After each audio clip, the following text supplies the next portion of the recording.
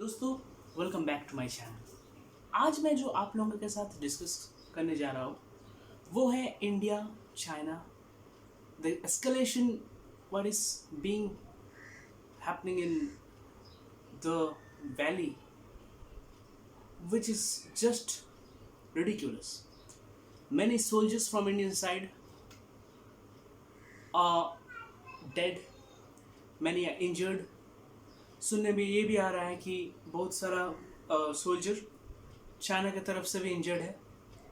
दोस्तों, ये झड़प से हम लोगों को कुछ होने वाला है नहीं, लेकिन एक बात हम लोगों को जानकारी रखना बहुत इम्पोर्टेंट है दोस्तों, कि कोई भी काम इज इट भारत की तरफ से या फिर चाइना की तरफ से, ये दोनों को हम लोग को समझना चाहिए। दो एक कंट्री है जिसके पास न्यूक्लियर बॉम्ब्स है, एटॉमिक पावर्स कंट्रीज है। युद्ध कोई रास्ता नहीं है। There is no war word in this between this two countries. Guys, मुझे ब्लॉग बनाना जरूरी इसीलिए लगा क्योंकि एज अ ब्लॉगर अभी तो ना बाहर जा पा रहा हूँ और ना अभी ठीक से ब्लॉग बना पा रहा हूँ बाहर जाके कोई भी शहर को दिखाने का। लेकिन दोस्तों, मैं एक काम कर सकता हूँ घर में रह के आप लोगों के साथ एक चीज़ के बारे में डिस्कशन करना चाहता हूँ, जो कि what is current situation happening in Ladakh. दो चीज़ मैं इंपॉर्टेंट आप लोगों के साथ शेयर करना चाहता हूँ। आप लोग बहुत सारे न्यूज़ चैनल देखे होंगे, शायद ये इतना आप लोगों के साथ कोई शेयर नहीं किया। जो दो चीज़ मैं इंपॉर्टेंट शेयर करना चाहता हूँ वो आप लोग प्लीज़ सुनिए, और अगर अच्छा लगे तो चैनल को आगे देखते रहिए। सब्सक्राइब और लाइक बटन ऑब्वियसली प्रेस कीजिए। एक श्लोक नदी है इन द लद्दाख वैली, ठीक है। जो वैली का नाम है जो वैली के एग्जाम ग्वालन वैली जो बोलते हैं हम लोग, वहाँ पे जो एग्जैक्ट लोकेशन हो रहा है, प्रॉब्लम हो रहा है दोस्तों, वहाँ पे एक श्लोक नदी है and there are 8 finger shape बोला जाता है, 8 फिंगर शेप पर, जिसमें भारत के पास 1962 से लेके 2020 तक वो 8 फिंगर तक इंडिया का जो BR ऑर्गेनाइजेशन है, इंडिया का जो आर्मी मैन है, ऑफिसर है, वहाँ तक जा सकता है। और 8वां फिंगर के बाद चाइना का तिब्बत रीजन चालू होता है।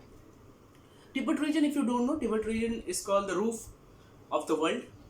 तिब्बत, अगर मैं कुछ उल्टा सुल्टा बोलूँगा तो वीडियो ब्लॉक हो सकता है, मुझे पता है, चाइना का पावर। लेकिन मैं ये नहीं कुछ करना चाहता हूँ, और मैं ये भी देखना चाहता हूँ Tibet is a part of China currently, we can say that, okay, but I don't know what's the real reason behind that. Still मैं एक बात आप लोगों के साथ शेयर करना चाहता हूँ, और एक तो श्लोक नदी के आसपास जो 8 फिंगर का शेप है, 8 फिंगर शेप का अभी क्या प्रॉब्लम हो रहा है, 4th फिंगर तक चाइना बोल रहा है आप लोग इंडिया के पास है, और 5th से 8 फिंगर के बाद, दैट इज 5th फिंगर के बाद चाइना का रीजन चालू हो जाता है। तो ये बिल्कुल ही सरासर गलत है। इंडिया का जो टेरिटरी है, इंडिया जो टेरिटरी को ये करता है वो 8th फिंगर तक है। 8th फिंगर मतलब कोई उंगली नहीं दोस्तों, वहाँ पे एक रीजन है जिसका जियोग्राफिकल एरिया, मैं अगर हो सके तो उसमें एक पिक्स से आपको दिखाऊंगा बाद में वीडियो में। पिक्चर फिंगर जैसे है, जैसे ये एक उंगली है 8 फिंगर्स, तो इसमें ये एरिया जो है, इसमें ये नदी बहता है ऐसे। ये मेरे पास 5 फिंगर्स है तो मैं 5 फिंगर्स के साथ दिखा रहा हूँ। तो 8 फिंगर्स जो होता है बीच में वो नदी बहता है, दैट्स नोन एज श्लोक नदी, ओके, श्लोक रिवर। और एक जो वैली है, ग्वालन वैली जो बोलते हैं उसमें, तो वो भी वैली का एक नदी है। अब श्लोक नदी मेन इंपॉर्टेंट है, दोनों साइड बेस कैंप्स है इंडिया और चाइना का।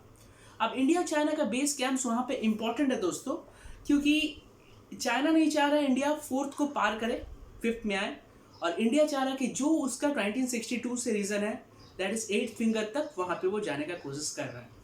तो that's the problem in the valley, okay, यही प्रॉब्लम है। कोई बोला कुछ नहीं होगा आप लोगों के पास, लेकिन मैं आप लोगों के साथ ये शेयर करना चाहता हूँ।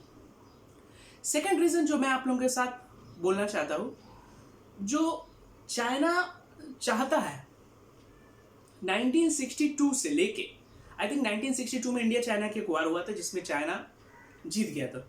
ये इंडिया का कोई प्रॉब्लम नहीं था, India was not a superpower that time, but still in India today as a great nation. तो दोस्तों, अभी का प्रॉब्लम है कि ये जो कोरोना आउटब्रेक चल रहा है, अभी कोई भी कंट्री एक दूसरे के साथ फाइटिंग नहीं कर सकता है, और चाइना ये ऑक्यूपाई करने का कोशिश कर रहा है हर एक रीजन इंडिया का, चाहे वो हिमाचल प्रदेश में हो, चाहे वो उत्तराखंड में हो, चाहे वो अरुणाचल प्रदेश में हो, या चाहे वो आपका लद्दाख रीजन में हो। तो दोस्तों ये जो छोटा छोटा टॉपिक्स है बहुत इंपॉर्टेंट जो मैं आप लोगों के साथ शेयर करना चाहता हूँ। मेरे बैकग्राउंड में कुछ है लेकिन अवॉइड इट, ओके। वो मेरा ट्राइपॉड है लेकिन अवॉइड इट। और जो चीज़ मैं आप लोगों के साथ और एक चीज़ बोलना चाहता हूँ दोस्तों, जो ये टेरिटरी ऑक्यूपाई चल रहा है चाइना का वो तभी से 1962 से चल रहा है, और कोई उस वक्त से ये नहीं बोल पाया जो भाई यहाँ तक कैप्चर मत कीजिए, यहाँ तक कैप्चर नहीं कीजिए। हम लोग सब जानते हैं जम्मू कश्मीर का जियोग्राफिकल एरिया दोस्तों पीओ का रीजन है, Pakistan occupied Kashmir has been fully occupied by Pakistan, okay. There is no involvement of any Indian troops there. Second, the Aksai Chin region, which is the eastern corner in the Jammu and Kashmir. I'm telling because I've read in Indian Foreign Service about that, so I'm telling just a thing which I'm explaining to you all guys. तो eastern part जो है जम्मू कश्मीर का, that is known as Ladakh, which is now union territory, which is given union territory base, that is Ladakh. And Ladakh का जो ये most eastern part है, अपर eastern part जिसको बोलते हैं, उसमें ये वैली लोकेटेड है, और इस वैली का प्रॉब्लम वही है जो अभी मैंने आप लोगों के साथ शेयर किया। तो दोस्तों मैं ये आप लोगों के साथ एक बातचीत करना चाहता था बहुत दिन बाद। मैं सोनम वांगचुक को बहुत दिन से देख रहा था, मैं खुद बहुत बड़ा फॉलोअर उनका, आइस तो पास से लेके बहुत सारा डिफरेंट डिज़ाइंस ग्लोबल वर्ल्ड के सामने वो रखा है जो काफ़ी हिट हुआ है। दोस्तों बॉयकॉट एक इशू है जो सोनम वांगचुक ने कहा है, यस बॉयकॉट एक इशू, प्रॉपर इशू है, लेकिन दोस्तों अभी बॉयकॉट करना ठीक नहीं है। It's my personal opinion. अगर आप लोगों को खराब लगा तो ऑब्वियसली डिसलाइक कर सकते हैं इस वीडियो को, लेकिन बॉयकॉट अभी इशू नहीं है। द प्रॉब्लम इज दैट हर एक जन का मोबाइल में दोस्तों कुछ ना कुछ विजय चाइना से होगा, और अभी आपका अगर चाइना से जो भी सामान बॉयकॉट हो रहा है दोस्तों, तो इससे ऑटोमोबाइल सेक्टर जो इंडिया का करेंटली ऑटोमोबाइल सेक्टर है, मोबाइल जो इकोनॉमी है देश को, थोड़ा सा जीडीपी डाउन हो सकता है। बहुत जन ये भी कह सकता है तो भैया जीडीपी तो ऑलरेडी डाउन है क्योंकि कोरोना आउटब्रेक हुआ है, आईएमएफ ने कहा है कि 3% से नीचे जीडीपी गिर सकता है। दोस्तों जीडीपी गिरना ठीक बात नहीं है। हम लोग अगर इकोनॉमिक्स पढ़े थे तो जीडीपी का मतलब होता है ग्रॉस डोमेस्टिक प्रोडक्ट, और जीएनपी का मतलब होता है ग्रॉस नेशनल प्रोडक्ट। अगर आप लोग इकोनॉमी में अच्छे जानकारी रखते हैं तो दोस्तों मुझे 50-60% जानकारी जो मैं आप लोगों के साथ शेयर करना चाहता हूँ। GDP is a brain of an economy. GDP जैसे कंप्यूटर का ब्रेन सीपीयू होता है, जीडीपी होता है देश का इकोनॉमी का ब्रेन दोस्तों।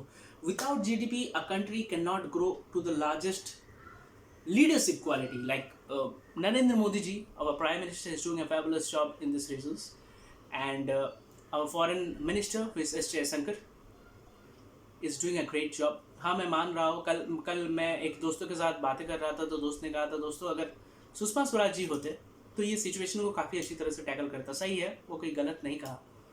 सुषमा स्वराज जी को रहना जरूरी था इस टाइप का सिचुएशन में। सिर्फ सुषमा स्वराज जी को नहीं, with huge respect I'm calling Sushma Swaraj, Arun Jaitley and many leaders who was अभी का वक्त जरूरी था क्योंकि they know to how to tackle the situation। अभी भी बहुत अच्छा लीडर्स है। प्लीज़ दोस्तों चाहे बीजेपी को हो, चाहे कांग्रेस को हो, चाहे सीपीएम का हो, चाहे लेफ्ट फ्रंट, चाहे कोई भी इंटेलिजेंट लीडर को दोस्तों आप लोग पूछिए, क्वेश्चन कीजिए, सलाह लीजिए, और सलाह लेने के बाद दोस्तों एक्शन लीजिए। अगर आप एक्शन नहीं लेंगे दोस्तों, एक्शन अगर आप नहीं लेंगे तो धीरे धीरे जो भी प्लेस चाइना द्वारा ऑक्यूपाई किया हुआ या कर रहा है वो धीरे धीरे चाइना के पास चल जाएगा। दोस्तों उन लोगों का उस रीजन में कुछ है नहीं। जब अक्सई चीन 1962 के बाद चाइना के पास चल गया था तो यहाँ पे जवाहरलाल नेहरू अपना प्राइम मिनिस्टर जो थे इंडिया के, उन्होंने यही कहा था कि वो रीजन चले गया तो कोई प्रॉब्लम नहीं है, ना उसमें घास होता है, ना उसमें कोई फल सब्जी इंडस्ट्रियल एरिया कुछ भी नहीं होता। अभी का बात वो सच है। मैं जवाहरलाल नेहरू को फेवर नहीं कर रहा हूँ या अनफेवर भी नहीं कर रहा हूँ, लेकिन ये बात सच है जो वहाँ कुछ नहीं होता है वो ऐसा रीज़न लेके रखा हो। लेकिन इंडिया एक ऐसा ट्रुप है इंडिया के पास जो कि हिमालयन ग्लेशियर में, सियाचिन ग्लेशियर में, हिली टॉप एरियाज में बहुत ही हाई मेजोरिटी ऑफ कॉन्फिडेंस रखता है जो कि अदर कंट्रीज नहीं कर सकता है। और ये बैटल ऑफ सियाचिन में हम लोग काफ़ी बार देख चुके हैं, जैसे इंडिया और पाकिस्तान में हर 2-3 महीने के बाद होता है। और हम लोग जानते हैं हर 6 महीने के बाद इंडियन ट्रुप्स चेंज होता है, जो कि कंप्लीटली वाइट ड्रेस में रहता है, जिसमें सिर्फ गॉगल्स जो आई गॉगल्स जो रहता है वो ब्लैकिश में रहता है, बिकॉज नाइट डिफेक्टिव नहीं होना चाहिए उसमें। आइज का हमेशा वाइटनेस लगता है, वाइट ब्लाइंडनेस नहीं होना चाहिए। That's not colour blindness, that's white blindness नहीं होना चाहिए। तो इंडियन ट्रुप्स पहाड़ों में बहुत अच्छा मेजोरिटी रखता है दोस्तों। तो इस तरीका का सिचुएशन में इंडियन ट्रुप्स को मैनेज करने आता है। लेकिन what happened yesterday, I was seeing in the news, in various news channels it was telling that 20 soldiers were killed, many soldiers were injured, and a high rank officer commandant soldier was dead. It was indeed a very shock news for all over India. कहने को तो हम लोग सब सुशांत सिंह राजपूत के death के ceremony में हम लोग सब सैड में थे, लेकिन ये जो रातों रात हो रहा था हम लोग कभी ये नहीं देख पाया। अचानक सुबह उठा, न्यूज़ खोला, देखा सब कुछ बंद सुशांत सिंह राजपूत का, और इंडिया चाइना गैलेक्सी का टेंशन चालू। दोस्तों ये आजकल का घटना नहीं है, ये कंटिन्यू ये घटना बहुत दिन से चल रहा है, जो बाद में हम लोग का न्यूज़ चैनल कैप्चर कर रहा है। अगर आप देखेंगे बाहरी मीडिया न्यूज़ चैनल, जैसे बाहरी चैनल, उन लोग बहुत पहले कैप्चर कर लिया था, और ये इंडियन के न्यूज़ चैनल है ऑब्वियसली बहुत लेट में कैप्चर कर रहा है। तो मैं एक इम्पॉर्टेंट चीज़ आप लोगों के साथ शेयर करना चाहूँगा दोस्तों, कि प्लीज़ जो भी होता है कंट्री में, चाहे वो लद्दाख में हो, चाहे केरला में हो, चाहे अंडमान में हो, चाहे झारखंड में हो, चाहे गुजरात में हो, कहीं भी हो दोस्तों, प्लीज़ सबसे ज़्यादा वहाँ पे कैप्चर कीजिए। सिर्फ ईस्टर्न कॉर्नर है, जैसे मैंने देखा अम्फान तूफान का ईस्टर्न कॉर्नर में उड़ीसा वेस्ट बंगाल से ज़्यादा कैप्चर और निसर्ग तूफान का हुआ था, जो कि कुछ किया ही नहीं, जो कि गुजरात में और मुंबई में जो कुछ हुआ ही नहीं। दिस इज कम्प्लीटली रॉन्ग दोस्तों। दोनों side, 4 sides Indians, all 4 types of India. Bharat हमारा देश है दोस्तों। मीडिया न्यूज़ को मैं हाथ जोड़ के रेस्पेक्ट करता हूँ, और हाथ जोड़ के ये भी कहता हूँ दोस्तों, जो प्लीज़ आप चारों साइड कवर कीजिए। इतना लेट में कवर करके कोई दोस्तों फ़ायदा नहीं है। लेकिन एक बात मैं इन्फॉर्मेशन देना चाहता हूँ आप लोगों के साथ, जो लद्दाख में हो रहा था, झारखंड से करीबन बहुत सारा माइग्रेंट लेबर्स जा रहे थे, वो ट्रेन भी कैंसल्ड है। बहुत न्यूज़ चैनल में ये नहीं आया होगा, लेकिन मैं इन्फॉर्मेशन दे देता हूँ आप लोगों को। वो लोग जा नहीं पाए, वो लोग इसीलिए जा रहे थे क्योंकि BRO द्वारा, ऑर्गेनाइजेशन द्वारा, बॉर्डर रिजर्व ऑर्गेनाइजेशन द्वारा एक रोड तैयार किया जा रहा था, ताकि हम लोग का सोल्जर इजीली एक से दूसरी जगह जा सके, ट्रुप्स जा सके, और माइग्रेंट लेबर वर्कर्स लोग जा नहीं पाए दोस्तों। ये चाइना की चालाकी भी हो सकता है, और जिससे कि रोड बनना बंद हो जाए और टेंशन चालू हो जाए। ये एक बहुत बड़ा प्रॉब्लम है जो कि हम लोग के साथ सुलझना चाहिए, और ये वर्ड से सिर्फ सुलझेगा नहीं दोस्तों। इसके लिए इंडिया को एक टफ एक्शन लेना होगा। You have to take a tough action while you are getting a knock always from China. China is a huge country, it's a powerful country. India is a huge country, it's a powerful country. दोनों के बीच युद्ध तो दोस्तों होगा नहीं, ये हम जानते हैं, ये पब्लिक जानती है, नेता लोग जानते हैं, ये गवर्नमेंट जानती है, दोनों देश का गवर्नमेंट जानती है। कोई भी युद्ध में जीतेगा नहीं, कोई भी हारेगा नहीं। The reason which is the situation is currently on, उसको दोस्त को मिल के सुलझाना होगा। इंडिया को और चाइना को मिल के ये सुलझाना होगा, what is the problem is really is happening in that part of the world. And अगर वो सुलझ जाए तो फिर आगे का देखा जाएगा क्या होगा। सिर्फ वो नहीं दोस्तों, इंडिया का बहुत सारा पार्ट्स चाइना के साथ टच होता है। जैसे अभी हाल फिलहाल में सिक्किम में डेमचौक में हुआ था, फिर आपका तवांग में हुआ था अरुणाचल प्रदेश में, बहुत सारे एरियाज है दोस्तों। तो हर एक सिचुएशन को हम लोग को अच्छी तरह से हैंडल करना चाहेगा। कोई भी देश अभी इंडिया का सक्सेस नहीं देख पाएगा, क्योंकि इंडिया का इकोनॉमी दोस्तों अभी धीरे धीरे बढ़ेगा, और दैट्स द रीज़न कोई भी देश दूसरा देश की इकोनॉमी बढ़ना नहीं देना चाहता इस कोरोना वायरस आउटब्रेक में। तो यही प्रॉब्लम है कि कोई भी देश एक दूसरे को स्थिरता नहीं रखना चाहता। लेकिन दोस्तों ये अभी का टाइम नहीं मांगता है, ये मांगता है कि जो है इम्पोर्टेंट है, आप लोग प्लीज़ इसके साथ ग्लोबल वर्ल्ड के साथ जुड़ के रहिए, और ग्लोबल वर्ल्ड जुड़ने के साथ साथ आप लोग एक दूसरे के साथ बातचीत करके आगे बढ़े दोस्तों।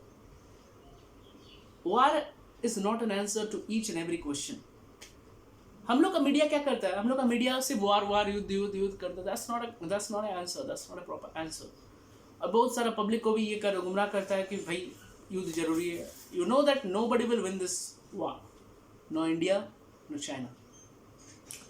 फायदा दूसरा कंट्रीज को होगा, जो कि फेस कर रहा है. You all know that guys. I just don't want to share their names, but still I want to tell that yes of course हम लोगों के साथ मिलके काम करना चाहिए. चाइना भारत का पड़ोसी है. और प्लीज़ हिंदी चीनी भाई भाई मत किया कीजिए. हिंदी चीनी भाई भाई 1962 में था. 2020 में हिंदी चीनी भाई भाई कोई नहीं है. तो ये बात जान के आगे सोचिए क्या करना है क्या नहीं करना है. और न चाइना अपना इंडियन मार्केट को कम करा सकता है एक्सपोर्ट इंपोर्ट में, न इंडिया चाइना का मार्केट को एक्सपोर्ट इंपोर्ट में कम करा सकता है. वहाँ से स्टील आता है, मेडिसिन का रॉ मटेरियल्स आता है, खिलौने आता है वहाँ से चाइना से. कैसे आप बच्चों को बोलिएगा जो खिलौने से मत खेलिए? कैसे आप मेडिसिन के लिए वहाँ से रॉ मटेरियल्स नहीं लीजिएगा जो कि इस हालत में है Bharat? This is not a problem. The exact problem is that area which is currently what is happening. 20 soldiers are dead. Very bad news for India. Shocking news exactly. और हम लोग को दोस्तों एक जवाब तो देना पड़ेगा चाइना को. वार के माध्यम से नहीं, डायलॉग के माध्यम से, कड़ी डायलॉग. और डायलॉग के माध्यम से एक प्रॉपर आंसर होना चाहिए. दोस्तों कूटनीतिक चाल जो बोलते हैं, जो चाणक्य नीति अगर आप लोग पढ़े हैं तो चाणक्य नीति में एक वर्ड है कूटनीतिक चाल. ओके, उस शब्द का अर्थ आप लोग जानिए और उस शब्द से सबको आंसर दिया जा सकता है जो कि भारत ने अभी फुल कंटिन्यू कर रहा है चाइना को कूटनीतिक चाल से हराने में. तो that's the thing what I have tried to explain you दोस्तों. इसका पार्ट 2 भी निकलेगा. ये पार्ट 1 था और पार्ट 2 में जो मैं आप लोगों के साथ शेयर करूँगा वो है गिलगिट बल्टिस्तान का एरिया, जो एग्जैक्टली वहाँ क्या प्रॉब्लम हो रहा है. अचानक ISI इतना बड़ा मीटिंग क्या ऑर्गेनाइजेशन किया था जो ताज मुंबई हमले के बाद भी नहीं हुआ था और जो बालाकोट या स्ट्राइक के बाद भी नहीं हुआ था. तो stay tune for the next video part 2. Signing off sector police of Minmoy. With that said आगे का वीडियो बहुत जल्द आने वाला है दोस्तों. Please watch my video. To like and subscribe this channel. Sector police of Minmoy signing of.